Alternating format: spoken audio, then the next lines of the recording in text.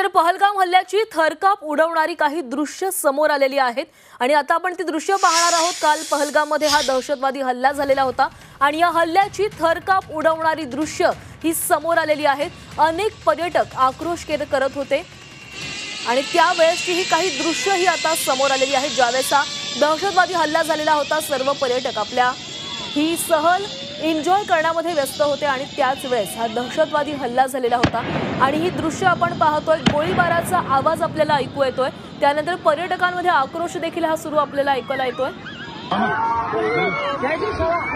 आणि ज्यावेळेस हल्ला झालेला होता त्यावेळेस जखमी पर्यटकांना घेऊन जातानाची देखील ही दृश्य समोर आलेली आहेत। एक व्यक्ती ही झिप लाईन करते आणि त्याच वेळेस हा गोळीबाराचा मोठमोठ्याने आवाज ऐकू येतोय। तर पहलगाम मधील या पर्यटन स्थळी अनेक पर्यटक येत असतात, भेट देत असतात आणि या ठिकाणी देखील अनेक पर्यटक दाखल झालेले होते आणि त्याच वेळेस काही दहशतवाद्यांनी इथे येऊन हा अंधाधुंद गोळीबार केला आणि यामध्ये 27 पर्यटकांचा मृत्यू झालेला आहे। आणि त्यावेळेसची ही थरकाप उडवणारी काही दृश्य समोर आलेली आहेत।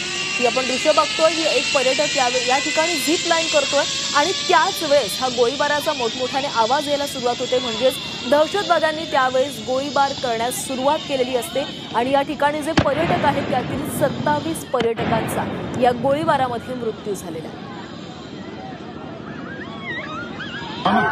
मंगळवारी दुपारी 2:30च्या सुमारास जम्मू काश्मीरच्या पहलगाममध्ये हा मोठा दहशतवादी हल्ला झालेला होता।